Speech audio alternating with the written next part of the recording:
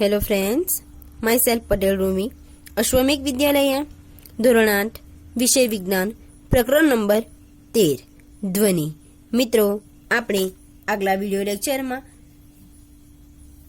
માહિતી મેળવી હતી કે કંપનનો કંપ વિસ્તાર અને આવર્તકાળ અને આવૃત્તિ કોને કહેવાય છે. માં આપણે જોયું હતું કે 1 સેકન્ડ દીઠ થતા દોલનોની સંખ્યાને દોલનોની આવૃત્તિ કહે છે અને આવૃત્તિનો એકમ શું છે મિત્રો? આવૃત્તિને હર્ટ્ઝ એકમ દ્વારા દર્શાવવામાં આવે છે અને તેને સંકેતમાં એચઝેડ કહે છે. જો 1 સેકન્ડ દીઠ 1 દોલન થાય તો આવૃત્તિ 1 હર્ટ્ઝ કહેવાય છે.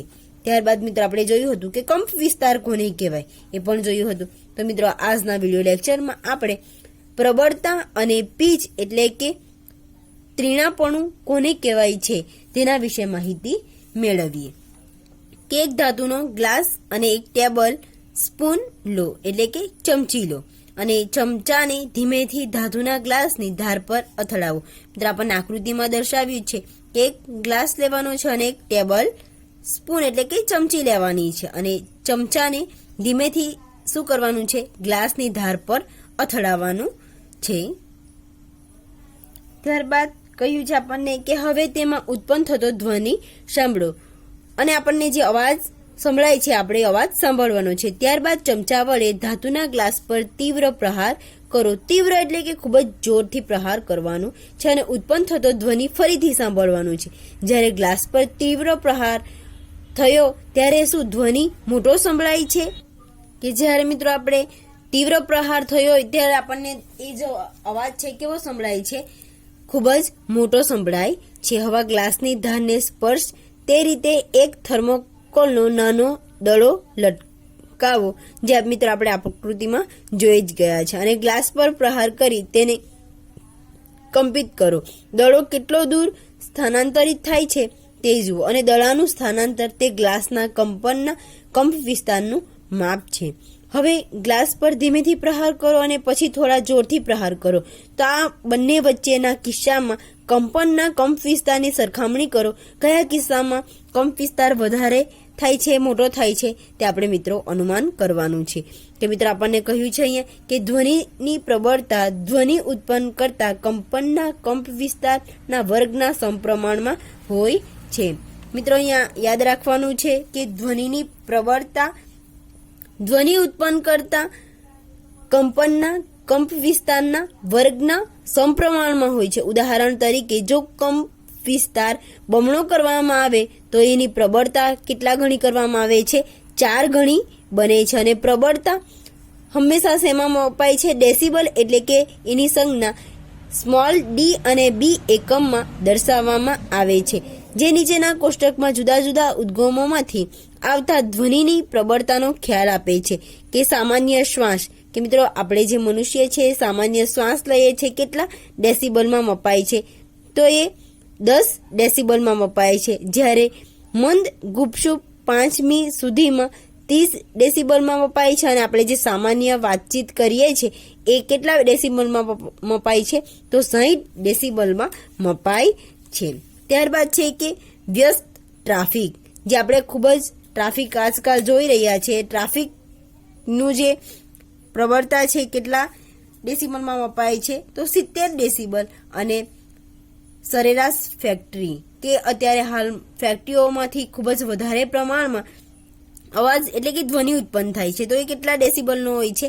80 ડેસિબલ. અહીંયા કહ્યું છે કે 80 ડેસિબલથી વધારે પ્રબળ ધ્વનિ શારીરિક રીતે કષ્ટદાયક હોય છે. કે જે મિત્રો ડીજેનો જે અવાજ છે ખૂબ જ લાઉડ સ્પીકર એટલે કે વધારે અવાજ હોય છે અને એ આપણા શારીરિક માટે શું છે? કષ્ટદાયક એટલે કે નુકસાનકારક છે. ત્યારબાદ છે કે ધ્વનિની પ્રબળતા તેના કંપ વિસ્તાર પર આધાર રાખે છે. કે ધ્વનિની પ્રબળતા શાના પર આધાર રાખે છે? કે ધ્વનિની પ્રબળતા એના કંપ વિસ્તાર પર આધાર રાખે છે. જ્યારે કંપનનો કંપ વિસ્તાર વધારે હોય તો ઉત્પન્ન થતો ધ્વનિ મોટો હોય છે. મિત્રો, આ યાદ રાખવાનું છે કે જ્યારે કંપનનો કંપ વિસ્તાર વધારે હોય તો ઉત્પન્ન થતો ધ્વનિ કેવો હોય છે? હંમેશા મોટો જ હોય છે. જ્યારે કંપ વિસ્તાર નાનો હોય ત્યારે ઉત્પન્ન થતો ધ્વનિ નબળો એટલે કે મંદ હોય છે.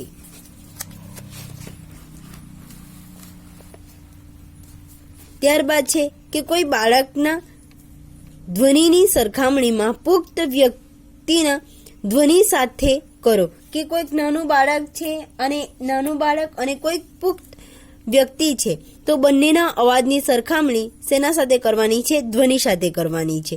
શું તમે કોઈ તફાવત જો કે મિત્રો? હા, આપણને ચેપ્ટરમાં આગળ ભણ્યા હતા ત્યારે જોયું હતું કે સ્વરપેટીના કારણે નાની સ્વરપેટી, મોટી સ્વરપેટી હોય છે. પુરુષોમાં અવાજ અલગ હોય છે, સ્ત્રીઓનો અવાજ છે અલગ હોય છે, અને જે નાના બાળકો છે એમનો અવાજ પણ આપણને કેવો સંભળાય છે? અલગ અલગ સંભળાય છે. તો મિત્રો અહીંયા પણ આપણને જે કોઈ બાળક છે અને કોઈ પુખ્ત વ્યક્તિ છે બંનેના અવાજમાં શું મળે છે?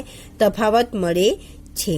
કે બે ધ્વનિ સામાન્ય રીતે જોરથી મોઢેથી બોલાયેલ હોય તેમ છતાં તેઓ કેટલીક રીતે જુદા પડે છે. ચાલ આપણે જોઈએ કે કેવી રીતે જુદા પડે છે. શું આશ્ચર્યચકિત છું કે મારો અવાજ મારા શિક્ષકના અવાજથી જુદો છે? તો મિત્રો એ જુદો શા માટે છે? કે ધ્વનિના તીણાપણું તેની આવૃત્તિ નક્કી કરે છે, અને એના કારણે જે સ્વરપેટી હોય છે, સ્વરપેટીમાંથી જે અવાજ નીકળે છે, અવાજ હંમેશા ઉંમરના આધારે એટલે કે પુખ્ત વ્યક્તિ, બાળક અને સ્ત્રીમાં અલગ અલગ હોય છે. ત્યારબાદ છે કે ધ્વનિનું તીણાપણું તેની આવૃત્તિ નક્કી કરે છે. ક્વેશ્ચન પૂછી શકાય કે ધ્વનિનું તીણાપણું શું નક્કી કરે છે? તો તેની આવૃત્તિ નક્કી કરે છે. જો કંપનની આવૃત્તિ વધારે હોય તો આપણે, જો મિત્રો કહ્યું છે કે કંપનની આવૃત્તિ વધારે હોય ત્યારે આપણે કહી શકીએ છીએ કે અવાજ તીણો છે અને તેની પીચ વધારે છે. જો કંપનની આવૃત્તિ વધારે હોય તો આપણે કહી શકીએ કે અવાજ તીણો છે અને તેની પીચ વધારે છે. જો કંપનની આવૃત્તિ ઓછી હોય તો આપણે કહી શકીએ કે શું કહી શકીએ? કે અવાજ ઓછો, જે ધ્વનિની પીચ છે એ તીણાપણું ઓછું છે એટલે કે અવાજ ઓછો છે. ઉદાહરણ તરીકે ડ્રમ એ ઓછી આવૃત્તિથી કંપન કરે છે, તેથી તે ઓછા પીચવાળો ધ્વનિ ઉત્પન્ન કરે છે. જ્યારે બીજી બાજુ સિસોટીની આવૃત્તિ વધારે હોય છે અને એના જ કારણે તે વધારે ધ્વનિ ઉત્પન્ન કરે છે. કે પક્ષી ઉચ્ચ પીચવાળા ધ્વનિ ઉત્પન્ન કરે છે, જ્યારે સિંહની જે ગર્જના છે એ ઓછી હોય છે. જે સિંહ છે તિરાડથી અવાજ ઉત્પન્ન કરે છે, પરંતુ એનો પીચ કેવી છે? ઓછું હોય છે. કે જો સિંહની ગર્જના ઘણી વધારે પ્રબળ હોય તો પક્ષીઓનો ધ્વનિ દુર્બળ હોય છે. તો આપણે જાણીએ છીએ કે જે સિંહ છે ગર્જના કરે છે ત્યારે વધારે પ્રબળ હોય છે, જ્યારે પક્ષીઓની જે ધ્વનિ છે એ કેવી હોય છે? નિર્બળ એટલે કે દુર્બળ હોય છે. આપણે દરરોજ બાળકો અને પુખ્ત વ્યક્તિઓના અવાજ સાંભળીએ છીએ. કે તમારા ઘરમાં પણ કોઈક મિત્ર નાનું બાળક હશે અને મોટા વ્યક્તિઓ એટલે કે દાદા દાદી હોય છે, તો તેમના અવાજમાં કોઈ તફાવત જોવા મળે છે કે હા, કે અમુકનો અવાજ જાડો હોય છે, ઘોઘરો હોય છે, ત્રીણો હોય છે, કે આપણને અલગ અલગ અવાજમાં તફાવત જોવા મળે છે. શું તમે કહી શકો કે બાળકના ધ્વનિની આવૃત્તિ એ પુખ્ત વયના વ્યક્તિના ધ્વનિની આવૃત્તિ કરતાં વધારે હોય? કે સામાન્ય રીતે સ્ત્રીના અવાજની આવૃત્તિ વધારે હોય અને પુરુષના અવાજનો જે અવાજ કરતાં કેવો હોય છે? ત્રીણો હોય છે.